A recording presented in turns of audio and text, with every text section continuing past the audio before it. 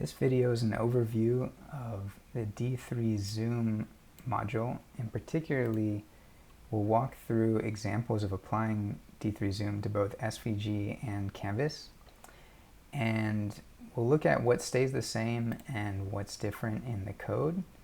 So each of these cells here renders, this one is SVG, this one renders to Canvas. We actually use the transformation from the SVG to initialize this one, but we can also zoom in and out here. So we'll look at the exact details that let us do that.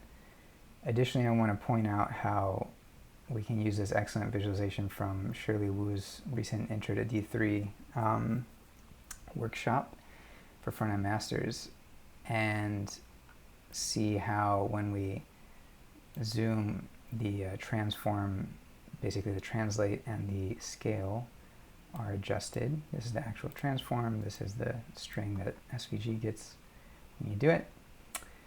And finally, we have an example that renders both SVG on top of Canvas, and this sort of arbitrarily we generate some random links between all these nodes, which is a common thing that people do when rendering force layouts, where you want to sort of provide the easy interactivity of SVG elements, but you want to be able to draw many, many lines without slowing things down and making it less interactive.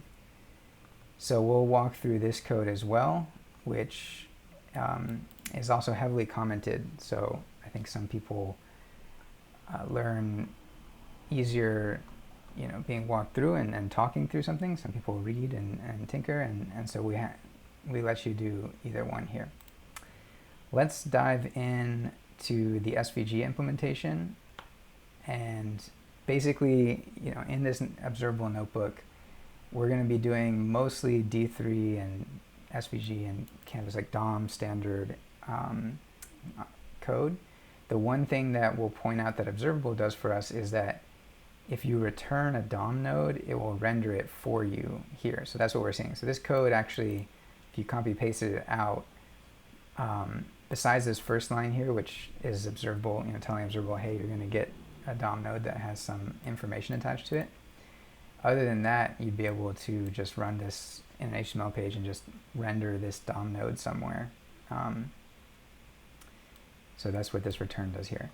But really, in whatever you're writing, if it's in a project, an article, or an application, you probably have an SVG element on the page that you want to apply zooming to, and you're probably going to have some things that you're zooming into and out of. So in this case, we have a bunch of circles that are randomly placed, but they are driven by data, and so the data is in this notebook at the bottom. It's random data, right? But you can substitute this out for anything that gives you X, Y positions, some kind of layout, geographic data, all that good stuff. Then after we render the initial positions of the circles, we set up the zoom. The extent tells it, what the boundaries are. So I can pan and I can zoom out, but I can't sort of go zoom beyond that level, and I can only zoom in so far before it stops letting me zoom. Oh, that's the scale extent, sorry. The extent here should be the pan extent, so you could move it all the way to the edge but not keep going. And this is a key thing here. Basically, it's a small line, but it's doing a lot, because the SVG is our selected DOM, or our selected SVG element, right? We created that here, but you would probably have it. So that's where we want the mouse behaviors to work. We want any mouse, I'm clicking and dragging, I'm scrolling in and out. I want to capture those events on the SVG, and then I want to re-render stuff in there. And so I call zoom on the SVG, and zoom, which is provided by d3-zoom, this is a function that will, when it's called with a selection, set itself up, like it will, attach event listeners.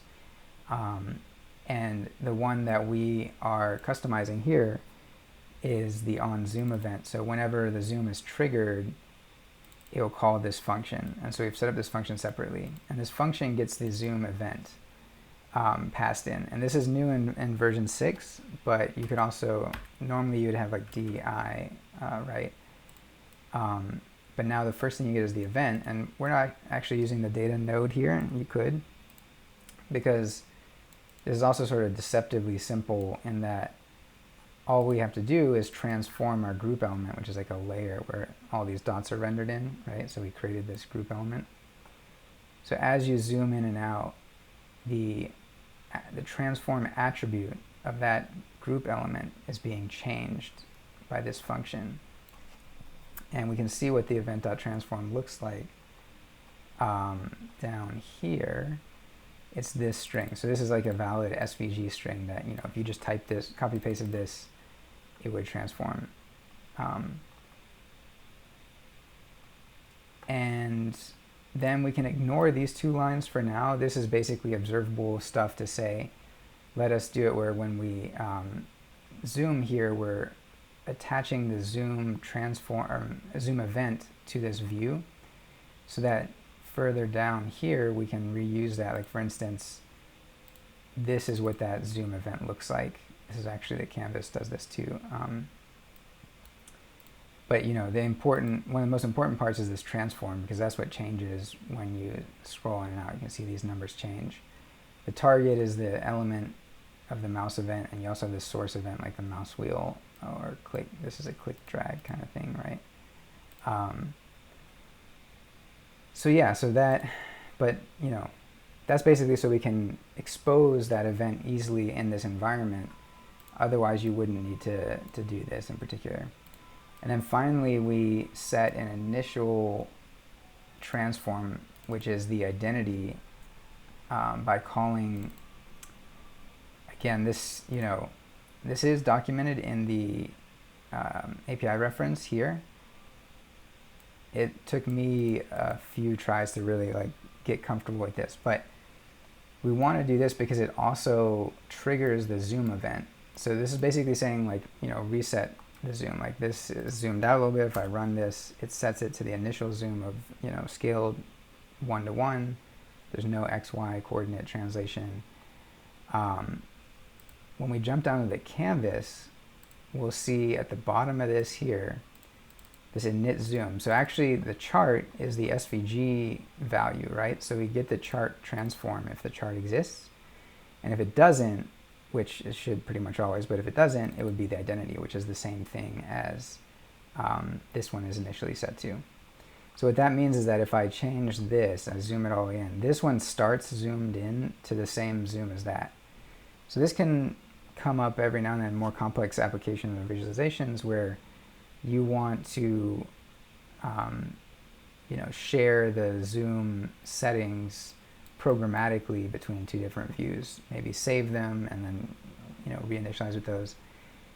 Finally, this canvas here is very similar to SVG in that we're using the transform event here, and I will actually change this. We are using the event.transform. So we set up a zoom the same way, and we call it on the context canvas, which is the DOM node, the canvas node. And then we also call the init, you know, with the initial zoom. So this lets us programmatically establish, you know, when this renders for the first time, it's actually using whatever the current zoom is. And sorry, when this renders anytime, so if I hit Shift Enter, it ran, it's set to the same thing. But the zoom function is its own zoom function with its own mouse listener on this canvas. So if I scroll in and out, or if I click and drag, I'm changing the zoom here for this one. And I'm also sharing that with the notebook. So if I close this, then I can see that that transform has changed. And let me zoom all the way back so you can kind of see, like, we're basically applying the zoom transform to a copy of this grid. This is Shirley's visualization that she uses to explain the SVG transforms in her workshop, which is amazing. And so now we can kind of get, you know, a sense for how, okay, when I drag, I'm translating, I'm moving my dots over this much, and the square is, you know, zoomed out a bit, so it's a bit smaller. So you can kind of see that in a more systematic way. Finally, this one is, as I mentioned before, this is all self-contained actually, so I'll just briefly go through what it is, because it essentially takes the code from the top two, but only have one zoom function, and it still only has, so everything's the same, right? We're like attaching its zoom if we want to use it later in a notebook. Ignore that for now. Really, whenever the zoom is called on this SVG element. The other main thing we should look at is that we make a div to hold both the canvas and the SVG. So we basically append those, just using JavaScript DOM API. So we'll want to look at setting those up. So we use, this is an observable magic for creating a canvas element with width and height and just giving you back the context. We position it absolutely, so it layers, basically it's under the SVG. And then we create the SVG, position it relative, so it stays on top of the canvas, and they should just match in coordinate systems then. So we do again, we render our circles, we change their styles a little bit from the original ones to let you see the canvas underneath. And then we also add some very simple mouse interaction, changing the color when you hover over it, pulling that node to the top of the pile, so to speak, so that it shows up even if it's originally rendered under some other circles. And then we change its style back to normal when we mouse and leave it. Again, that critical SVG call zoom, mouse handlers. So then we have our zoom function, which, the SVG zoom is very straightforward. It's that one line of code, as we mentioned before. And then the canvas, we just render our circles as we did before, but we're also rendering some lines, the source and targets of these links. And when we initialize, we just zoom to the identity, put them together. So that is a demonstration of mixing the SVG and Node. This is something, SVG and Canvas to speed up rendering. You could also do this with WebGL, and you can get to the point where you have so many nodes and links that you want to just render those in WebGL, but maybe you want to have some other kind of interactive overlay where you're selecting with brushes, or maybe Voronoi polygons or circles, whatever it may be. You can do that because you can just pass the transform from the zoom event into your WebGL shaders. So if you can kind of understand the difference between the rendering, where the mouse events are coming from the DOM, and then the transform itself, how that works, you can apply it sort of programmatically or piece by piece in different graphic environments as you see fit. All right, thank you.